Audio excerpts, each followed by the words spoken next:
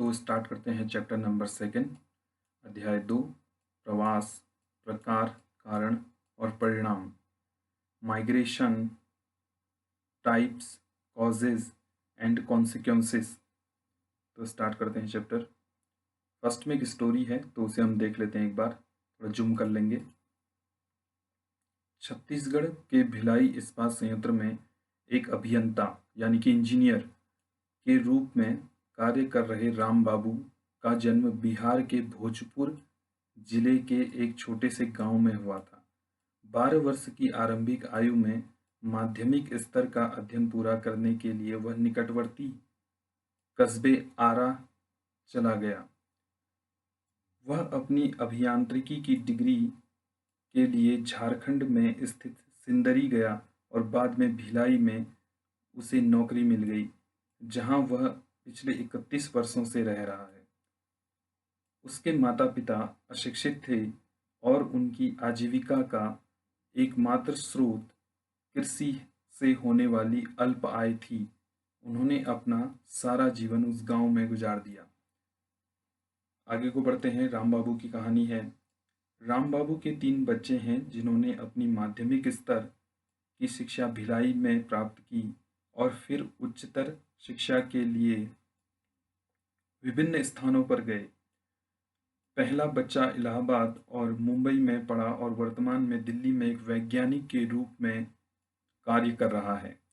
दूसरे बच्चे लड़की जो दूसरा बच्चा लड़की है ने अपनी उच्चतर शिक्षा भारत के विभिन्न विश्वविद्यालयों से ग्रहण की और वर्तमान में वह संयुक्त राज्य अमेरिका यूएसए में काम कर रही है। तीसरी अपनी पढ़ाई पूरी कर शादी के बाद सूरत में बस गई। यह कहानी केवल राम बाबू और उनके बच्चों की नहीं है। ऐसा गमनागमन अधिक से अधिक वैश्विक प्रवृत्ति वाले बनते जा रहे हैं। लोग एक गांव से दूसरे गांव, गांव से शहर और छोटे शहरों से बड़े शहरों की ओर, एक देश से दूसरे देश में जा रहे हैं।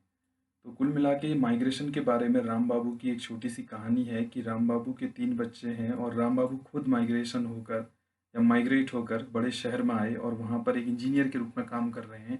और उनके बच्चे भी पूरी दुनिया में फैल चुके हैं। कोई यूएसए में है, कोई दिल्ली में है, कोई सूरत में है। तो इस तरीके से वैश्वीकरण को बढ़ावा दे रहे हैं। तो माइग्रेशन और वैश्वीकरण आपस में जुड़े हुए हैं। तो माइग्रेशन की एक डेफिनेशन सिंपल सी ये है कि the movement to people to one region to another. एक जगह से दूसरी जगह पर जब लोग जाते हैं तो उसे हम माइग्रेशन कहते हैं। तो इसमें एनिमल भी माइग्रेशन करते हैं और कई बार बर्ड भी माइग्रेशन करते हैं। हम बहुत बार देखते हैं कि जब ज़्यादा गर्मी होती है तो चिड़ियाएँ भी ठंडे स्थानों पर चली जाती हैं और एनिमल्स भी चले जाते हैं। तो ह्यूमन भी रोजगार या अन्य चीज़ों के लिए दूसरी जगहों पर जाते रहते हैं। चैप्टर आगे बढ़ाते हैं। अपनी पुस्तक मानव भूगोल के मूल सिद्धांत में आप प्रवास की संकल्पना को परिभाषित और परिभाषा को पहले ही समझ चुके हैं। तो हम पहले ही इन चीज़ों को पढ़ चुके हैं। प्रवास दिक और काल, समय और दिक और काल का मतलब है समय और स्थान के संदर्भ में जनसंख्या के पुनर्वितरण का अभिन्न अंग और एक महत्वपूर्ण कारक है। तो समय और स्थान के साथ प्रवास भी बदलता रहता है। भारत देश में मध्य और पश्चिमी एशिया तथा दक्षिण पूर्वी एशिया से आने वाले प्रवासियों की तरंगों का साक्षी रहा है। तो भारत में कहाँ से? मध्य और पश्चिमी एशिया और दक्षिण पूर्वी एशिया से बहुत से लोग आते रहते हैं। वास्तव में भारत का इतिहास देश के विभिन्न भागों में प्रवासियों की तरंगों के एक के बाद एक आकर बसने का इतिहास है। एक नामी कवि फिराक गोरखपुरी, तो फिराक गोरखपुरी एक नामी कवि हैं जो भारत में आने वाले प्रवासियों के बारे में बात करते हैं। उनके शब्द हैं, सर जमी ए हिंद पर एक्वाम ए अलाम के फिराक, कारवां बसते गए हिंदुस्तान बनता गया। तो ये बोलते हैं कि दूसरी दूसरी जगहों से लोग आते गए और हिंदुस्तान में बसते गए और ये हिंदुस्तान बनने लगा। विश्व के सभी भागों से लोगों के कारवां भारत में आते रहे और बसते रहे। इसी से भारत की विरचना हुई है। तो भारत इसीलिए यूनिटी इन डाइवर्सिटी के नाम से जाना जाता है, क्योंकि यहाँ पर विविधता बहुत है। आगे को बढ़ते हैं। इसी प्रकार भारत से भी बहुत बड़ी संख्या में लोग बेहतर अवसरों की तलाश में विभिन्न स्थानों, विशेष रूप से मध्य पूर्व और पश्चिमी यूरोप देशों, अमेरिका, ऑस्ट्रेलिया और पूर्वी और दक्षिणी पूर्वी एशिया में प्रवास करते हैं। तो कुछ लोग अपना लिविंग स्टैंडर्ड अच्छा बनाने के लिए, अपनी जीवन शैली को सुधारने के लिए या बेहतरीन बनाने के लिए, रोजगार ज़्यादा पाने के लिए अमेरिका, ऑस्ट्रेलिया या यूरोप जाते हैं। तो बॉक्स के अंदर कुछ लिखा गया है। प्रवास, भारतीय प्रसार, इंडियन डायस्पोरा। तो इसको पढ़ लेते हैं। उपनिवेश काल, कॉलोनियल पीरियड। ब्रिटिश काल के दौरान अंग्रेजों द्वारा उत्तर प्रदेश, बिहार से मॉरिशस, कैरेबियन द्वीपों, ट्रिनिडाड, टोबैगो, गुयाना, फिजी, दक्षिणी अफ्रीका, फ्रांसीसियों और जर्मनों द्वारा रियूनियन द्वीप, ग्वाटेलोप, मार्टिनिक, सूरीनाम में फ्रांसीसी तथा डच लोगों और पुर्तगालियों द्वारा गोवा, दमन और द्वीप से अंगोला, मोजाम्बिक व अन्य देशों में करारबद्ध लाखों श्रमिकों को रोपण कृषि को हम कह सकते हैं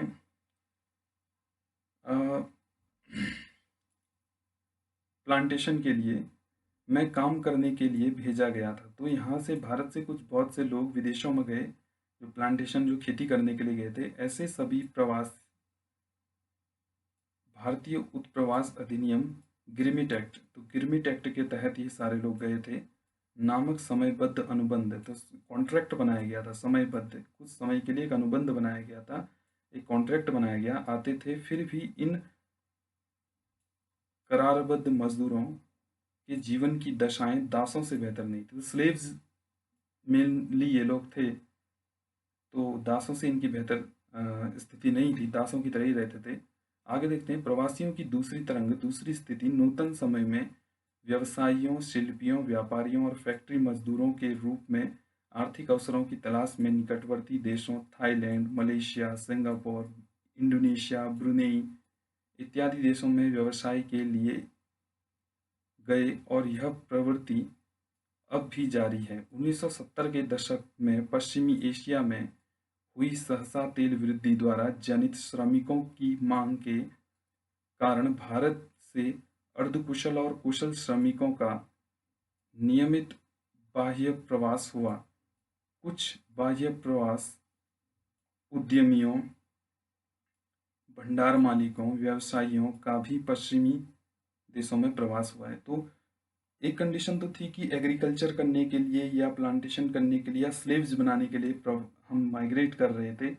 दूसरा रीजन था कुछ आप इंडोर्समेंट करें व्यवसायियों के साथ, या व्यापारी बन के आप जा रहे हैं, या फैक्ट्री में काम करने के लिए आप जा रहे हैं। तीसरी कंडीशन जो थी माइग्रेशन करने की, प्रवासियों की तीसरी तरंग में डॉक्टर, अभियंता यानी कि इंजीनियर, 1960 के दशक के बाद सॉफ्टवेयर अभियंता, सॉफ्टवेयर इंजीनियर, क्योंकि 1960 के बाद ही जो आईटी सेक्टर था, information and technology sector, IT sector, वो सबसे ज़्यादा प्रोग्रेस किया या ओरिजिनिंग हुई। कब से? 1960 से। तो इसी के बाद से सॉफ्टवेयर इंजीनियर जो थे वो जाने लगे। अगर आईटी नहीं है तो सॉफ्टवेयर के होने का बात नहीं आती।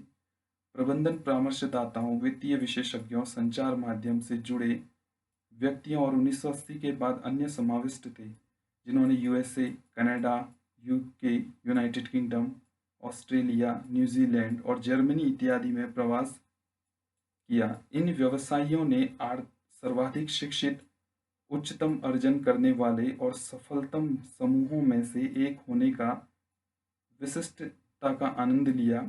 उदारीकरण के पश्चात 90 के दशक में शिक्षा और ज्ञान आधारित भारतीय उत्प्रवासियों ने भारतीय प्रवास को विश्व के सर्वाधिक शक्तिशाली प्रवास में से एक बना दिया। इन सभी देशों में भारतीय प्रसार अपने अपने देशों के विकास में महत्वपूर्ण भूमिका निभा रहे हैं। तो ये सभी लोग भारत के जो हैं वो जिन देशों में भी गए हैं उन्होंने अच्छा नाम कमाया है, अच्छी भूमिका वो निभा रहे हैं। तो 3 हिस्सों में हमने डिवाइड कर दिया था प्रवास को। पहली स्थिति उपनिवेश काल की थी, जिसमें स्लेव्स थे, मजदूर थे। दूसरी स्थिति में भी लगभग कंडीशन बहुत अच्छी नहीं थी। पहले में दास थे, दूसरे में मजदूर थे, और तीसरे में एज ए एम्प्लॉय बन के वो जा रहे हैं, भारतीय जो माइग्रेट कर रहे हैं, प्रवास यानी कि माइग्रेशन। आप भारत में जनगणना से पहले ही परिचित हैं, तो जनगणना भारत से हम पहले से ही परिचित हैं। पहली बार 1972 में, और उसके बाद आधिकारिक रूप से 1981 में दशकीय जनगणना जो टेन्योर में होती है वो शुरू हो गई थी। इसमें देश में प्रवास के संबंध में सूचना होती है। वास्तव में प्रवास को 1881 में भारत की प्रथम संचालित जनगणना से ही दर्ज करना आरंभ कर दिया गया था। अच्छा, एक्सट्रीमली सॉरी, इसमें कुछ गलती हुई है। तो यहाँ पर ये है आपका 19 न होकर 18, एक बार इसे सही कर लेते हैं, 1872 1881। तो पहली बार जो जनगणना शुरू हुई थी 1872 में जनगणना शुरू हुई थी। इस समय पे टेन्योर नहीं होता था, फिर 1881 में टेन्योर के आधार पर जनगणना शुरू होने लगी। आगे बढ़ते हैं। इन आंकड़ों को जन्म के स्थान के आधार पर दर्ज किया गया था, परंतु 1961 की जनगणना में पहला मुख्य संशोधन किया गया था और उसमें 2 घटक अर्थात जन्म स्थान अर्थात गांव या नगर, और यदि अन्यत्र जन्मा है तो निवास की अवधि सम्मिलित किया गया। तो इसमें जन्म स्थान और निवास की जो पुरानी उसकी अवधि है उसके बारे में जानकारी ली जाती है। 1961 में नियम बदला है, जो जनसंख्या जनगणना से संबंधित नियम बदला। आगे बढ़ते हैं। इसके बाद 1971 में पिछले निवास के स्थान और गणना के स्थान पर रुकने की अवधि की अतिरिक्त सूचना को समाविष्ट किया गया। ठीक। प्रवास के कारणों पर सूचना का समावेश 1981 की जनगणना में किया गया, जिसका क्रमिक जनगणनाओं में संशोधन किया गया। जनगणना में प्रवास पर निम्नलिखित प्रश्न पूछे जाते हैं। जनगणना में जब आप जनगणना वाले जब जनगणना करने के लिए आपके पास आएंगे, तो आप अगर माइग्रेटरी हैं या माइग्रेट करके आए हैं तो आपसे कुछ प्रश्न इस तरीके से पूछे जाएंगे प्रवास से संबंधित जो होते हैं। पहला प्रश्न है, क्या व्यक्ति इसी गांव अथवा शहर में पैदा हुआ है? यदि नहीं, तब जन्म के स्थान की ग्रामीण नगरीय स्थिति, जिले, राज्य नाम का नाम, और यदि भारत से बाहर का है तो जन्म के देश का नाम की सूचना प्राप्त की जाती है। मतलब जो विदेशी है उसकी भी जनगणना भारत में की जाएगी, या अदर राज्य का है, अदर स्टेट का है, अदर डिस्ट्रिक्ट का है, तो उसके बारे में भी पता किया जाएगा, उसकी भी जनगणना, उसको भी जनगणना में शामिल किया जाएगा। लेकिन वो प्रवासी जो प्रश्न होंगे उनके ऊपर से रखा जाएगा, प्रवासी जनगणना में उसे सम्मिलित किया जाएगा। अगला है, जनगणना एक ही होगी लेकिन उसमें प्रवासी जो कॉलम होगा उस पर अंकित किया जाएगा। क्या व्यक्ति इस गांव या शहर में कहीं और से आया है? यदि हाँ, तब निवास के पूर्व स्थान के स्तर, ग्रामीण, नगरीय, जिले और राज्य के नाम, यदि भारत से बाहर का है तो देश के नाम के बारे में आगे प्रश्न पूछे जाते हैं। तो एक तो है बर्थ के आधार पे, एक जनगणना हो रही है जन्म के आधार पे, जन्म के आधार पे प्रवासी माना जा रहा है, जो पहला प्रश्न है, और दूसरा माना जा रहा है स्थान के आधार पे।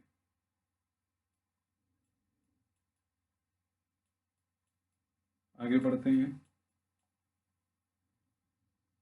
इसके अतिरिक्त पिछले निवास स्थान से प्रवास के कारण और गणना के स्थान पर निवास की अवधि भी पूछी जाती है। भारत की जनगणना में प्रवास की गणना 2 आधारों पर की जाती है। प्रवास की गणना, जन्म की स्थान, यदि जन्म का स्थान गणना के स्थान से भिन्न है, इसे जीवन पर्यंत प्रवासी के नाम से जाना जाता है। अगर जन्म का स्थान भारत से बाहर है तो उसे जीवन पर्यंत हम क्या कहेंगे? प्रवासी ही मानेंगे। अब निवास स्थान, यदि निवास का पिछला स्थान गणना के स्थान से भिन्न है, इसे निवास के पिछले स्थान से प्रवासी के रूप में जाना जाएगा। तो मैंने पहले ही बता दिया था, निवास या स्थान। तो दो आधारों पर हम प्रवासियों की जनगणना करते हैं, एक तो जन्म के स्थान के आधार पे, एक निवास स्थान के आधार पे। या तो उसे जन्म के आधार पे हम प्रवासी कहेंगे या उसे निवास के आधार पे हम प्रवासी कहेंगे। आगे बढ़ते हैं। क्या आप भारत की जनगणना में प्रवासियों के अनुपात की कल्पना कर सकते हैं? सन 2001 की जनगणना के अनुसार देश के 102.9 करोड़ लोगों में से 30.7 करोड़ यानी कि 30% की रिपोर्ट प्रवासियों के रूप में की गई थी। अपने जन्म के स्थान से अलग रह रहे, यद्यपि निवास के पिछले स्थान के संदर्भ में यह संख्या 31.5 करोड़ या 31% थी। तो कुछ समय बाद ये कितनी हो गई? 31% हो गई। क्रियाकलाप ये आप घर में करें कि प्रवास की स्थिति ज्ञात करने के लिए अपने पड़ोस के 5 घरों का सर्वेक्षण करें। यदि प्रवासी हैं तो पाठ में दी गई 2 कसौटियों के आधार पर उन्हें वर्गीकृत करें। कौन सी कसौटी? एक है जन्म के आधार पर और दूसरी कौन सी है? निवास के आधार पर। तो जन्म और निवास के आधार पर क्या वो प्रवासी हैं? तो उसकी आप क्या करें? एक रिपोर्ट बनाएं। तो बनाएं, होमवर्क है आपके लिए। अगला है, इसमें थोड़ा इसे जूम आउट कर लेते हैं, प्रवास की धाराएं। अगला है इसमें प्रवास की धाराएं, स्ट्रीम्स ऑफ माइग्रेशन। तो पढ़ते हैं। आंतरिक, मुझसे लाइन कभी सीधी नहीं खिंचती। चलिए, आंतरिक प्रवास देश के भीतर और अंतर्राष्ट्रीय प्रवास देश के बाहर और अन्य देशों से देश के अंदर से संबंधित कुछ तथ्य यहाँ प्रस्तुत किए गए। तो 2 तरीके का प्रवास हमें बताया गया है, एक आंतरिक, एक अंतर्राष्ट्रीय, डोमेस्टिक एंड इंटरनेशनल हम इसे कह सकते हैं। आंतरिक प्रवास के अंतर्गत 4 धाराओं की पहचान की गई है। ग्रामीण से ग्रामीण पहली है, दूसरी है ग्रामीण से नगरीय, दूसरे नंबर पे आ गया, तीसरी है नगरीय से नगरीय और चौथी है नगरीय से ग्रामीण। भारत में सन 2001 के दौरान पिछले निवास के आधार पर परिकलित 31.5 करोड़ प्रवासियों में से 9.8 करोड़ ने पिछले 10 वर्षों में अपने निवास स्थान बदल लिया है। इनमें से 8.1 करोड़ अंतर्राज्यीय प्रवासी थे। अंतर्राज्यीय प्रवासी थे। अंतर्राज्यीय जो है, इसमें हम कहते हैं इसे इंट्रा स्टेट, यानी कि राज्यों के अंदर जो प्रवास करते हैं। इस धारा में स्त्री प्रवासी प्रमुख थी। तो अंतर्राज्यीय में स्त्री ज़्यादा मानी जाती हैं जो राज्य के अंदर प्रवास कर रही हैं, यानी कि एक डिस्ट्रिक्ट से दूसरे डिस्ट्रिक्ट में राज्य के अंदर। इनमें से अधिकांश विवाहोपरांत प्रवासी थी। तो विवाह के बाद महिलाएं ज़्यादा प्रवास करती हैं। इस तरीके का अंतर्राज्यीय और अंतर्राज्यीय प्रवास की विभिन्न धाराओं में स्त्री और पुरुषों की प्रवासियों के वितरण को चित्र 2.1 क और 2.1 ख में प्रस्तुत किया गया है। इस बात का स्पष्ट साक्ष्य है कि दोनों प्रकार के प्रवासियों में थोड़ी दूरी के ग्रामीण से ग्रामीण की धाराओं में स्त्रियों की संख्या सर्वाधिक है। स्त्रियों की संख्या सर्वाधिक है इसके विपरीत आर्थिक कारणों के वजह से अंतर्राज्यीय प्रवास ग्राम से नगर धारा में पुरुष सर्वाधिक है। तो ग्राम से नगर या अंतर्राज्यीय हम कहें कि one state to another state we have to migrate, तो यहाँ पर हम देखेंगे कि मेल ज़्यादा कर रहे हैं, जबकि अंतर्राज्यीय यानी कि इंटर स्टेट में कौन आ रहे हैं? महिलाएं ज़्यादा आ रही हैं इंट्रा स्टेट में। चलिए, आंतरिक प्रवास की इन धाराओं के अतिरिक्त भारत में पड़ोसी देशों से आप्रवास और उन देशों की ओर भारत से उत्प्रवास। अभी अप्रवास और उत्प्रवास क्या होता है इसको भी देख लेते हैं। अप्रवास है इन to migrate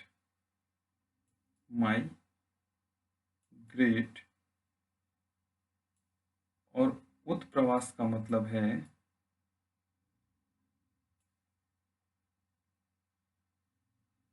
in to migrate, और उत्प्रवास का मतलब होता है एग्जिट,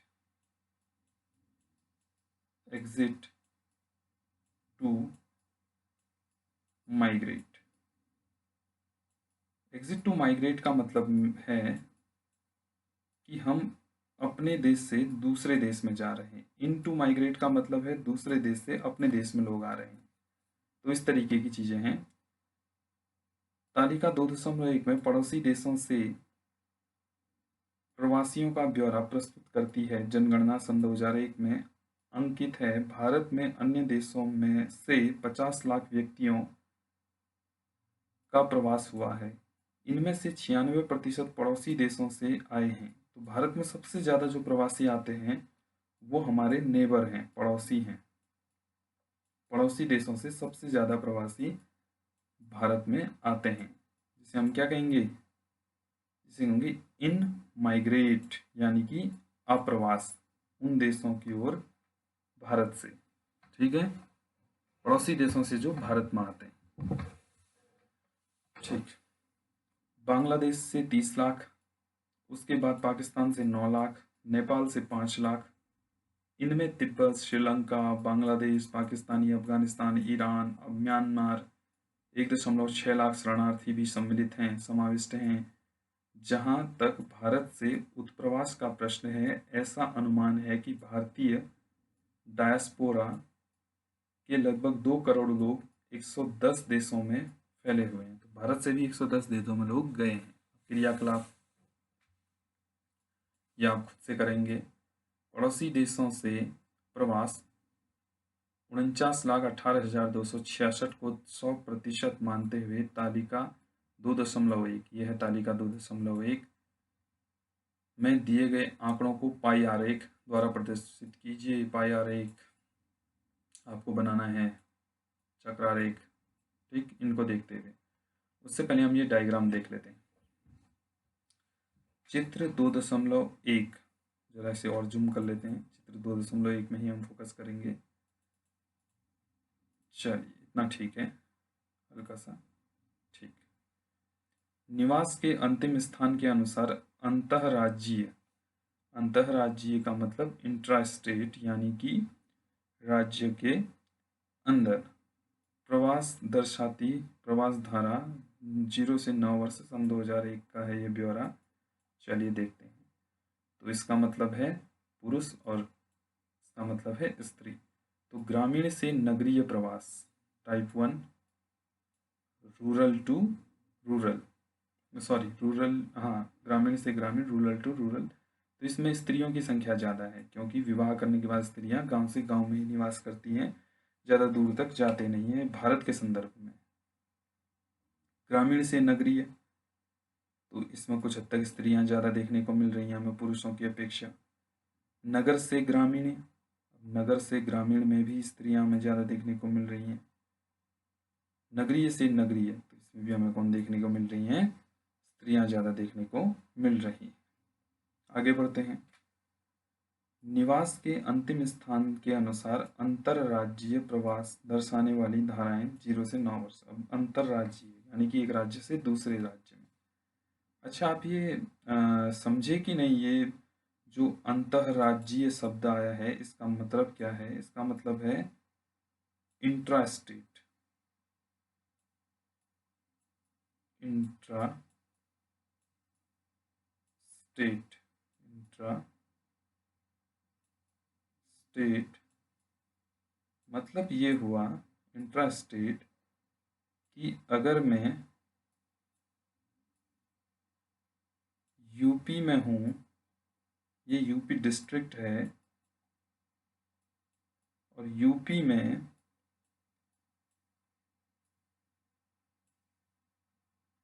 इलाहाबाद से, जो प्रयागराज अब नाम पड़ गया है, प्रयागराज से लखनऊ अगर जाना है, तो अगर मैं प्रयागराज से लखनऊ या लखनऊ से प्रयागराज जाता हूँ तो उसे हम अंतर्राज्यीय प्रवास कहेंगे, यानी कि इंट्रा स्टेट माइग्रेशन के नाम से हम इसे जानेंगे। जबकि अंतर्राज्यीय प्रवास या inter state migration inter state migration का मतलब है कि मैं यूपी से दिल्ली,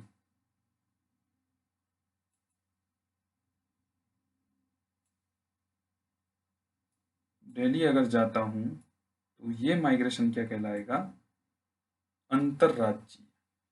ठीक, तो इसमें हम देखते हैं पुरुषों और महिलाओं का। तो इसमें महिलाएं ग्रामीण से ग्रामीण, 4 तरीके का माइग्रेशन है।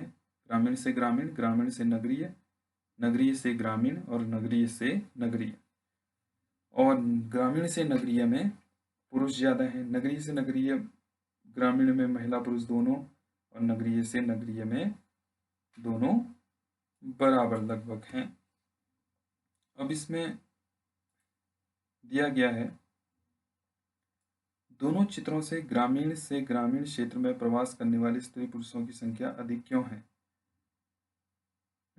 स्त्रियों की संख्या अधिक क्यों है? तो ग्रामीण से ग्रामीण प्रवास में, तो ग्रामीण से ग्रामीण प्रवास में इसलिए अधिक है क्योंकि नगरों में महिलाएं ज़्यादा माइग्रेट नहीं करती हैं, क्योंकि वहाँ की लाइफ स्टाइल एकदम अलग है।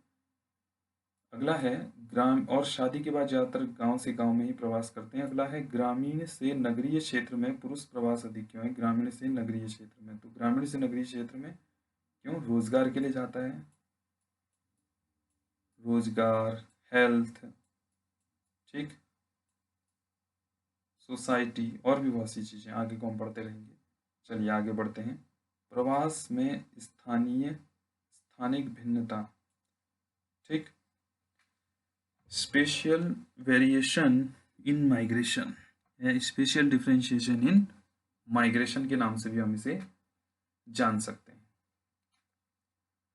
महाराष्ट्र, दिल्ली, गुजरात, हरियाणा जैसे राज्य, उत्तर प्रदेश, हरियाणा जैसे राज्य, उत्तर प्रदेश, बिहार इत्यादि जैसे अन्य राज्यों से प्रवासियों को आकर्षित करते हैं। तो ये बड़े राज्य हैं, महाराष्ट्र, दिल्ली, गुजरात, हरियाणा, ये सभी आकर्षित करते हैं राज्य, उत्तर प्रदेश, बिहार जैसे, जो हम कहते हैं कि यहाँ पर बेरोजगारी ज़्यादा है, तो ये लोग ज़्यादा आकर्षित करते हैं स्टेट। ब्यौरे के लिए देखें परिशिष्ट 2.1, तो ये है 23 लाख अप्रवासियों, अब अप्रवासी आपको क्लियर हो गया होगा, मैंने ऊपर बता दिया है, के साथ महाराष्ट्र का सूची प्रथम स्थान है। इसके बाद दिल्ली, गुजरात और हरियाणा आते हैं दूसरे, और उत्तर प्रदेश 26 लाख -26 और बिहार -17 वे राज्य हैं जहां उत्प्रवासियों की संख्या सर्वाधिक है। ठीक, नगरीय समूहों में से वृहद मुंबई में सर्वाधिक संख्या में प्रवासी आते हैं। इनमें अंतर्राज्यीय प्रवास का भाग सर्वाधिक है। यह अंतर मुख्य रूप से राज्य के आकार के कारण है जिसमें ये नगरीय समूहन स्थित है। आगे को देखते हैं, प्रवास के कारण। तो प्रवास के कारण हम कल पढ़ेंगे। तो प्रवास में जो स्थानिक भिन्नता है वो हमने देख ली है कि नगरीय समूहों में वृहद मुंबई में सर्वाधिक संख्या में प्रवासी आते हैं। तो जो नगरीय समूह है उसमें सबसे ज़्यादा प्रवासी अगर कहीं देखने को मिलते हैं तो मुंबई में देखने को मिलते हैं। इसमें अंतर्राज्यीय का मतलब राज्य के अंदर प्रवास का भाग सर्वाधिक है मुंबई में। यह अंतर मुख्य रूप से राज्य के आकार के कारण है जिसमें ये नगरीय समूहन है। तो ये राज्य कैसा है? नगरीय राज्य है। इंडिया की कॉमर्शियल राजधानी भी मुंबई या महाराष्ट्र को ही बोली जाती है। धारावी सबसे ज़्यादा यहाँ पर स्लम एरिया है। तो ये आप सारी चीज़ें देखें, और ये वाला डायग्राम भी देख सकते हैं कि भारत में सभी अवधियों में पड़ोसी देशों से पिछले निवास स्थान के अनुसार अप्रवासी, यह है अप्रवासी है, अप्रवासियों का प्रतिशत। अफगानिस्तान से इतने आए हैं, बांग्लादेश से सबसे ज़्यादा आए हैं, भूटान से भी बहुत कम, अन्यों से पाकिस्तान से भी 19% हैं। सन 2001 का आंकड़ा है। सबसे ज़्यादा कहाँ से आए हैं? बांग्लादेश से। यहाँ पर देख सकते हैं चलो दिल्ली मंत्रा फॉर माइग्रेंट्स, तो लोग माइग्रेट करके आते हैं। दिए गए समाचार विवरणों से प्रवासन के राजनीतिक एवं आर्थिक कारणों को पहचानने की कोशिश कीजिए। Migrant outflow India is number 4, तो चौथे नंबर पे है India. Sri Lanka, more Sri Lankan refugees arrived. Be human to be refugees from Sri Lanka. PUCL। तो इससे आगे हम कल पढ़ेंगे। देखते रहिए मेरा चैनल और चैनल को सब्सक्राइब जरूर करें। वीडियो को ज़्यादा से ज़्यादा लोगों तक शेयर करें, तभी इसका बेनिफिट मिल पाएगा। Thank you.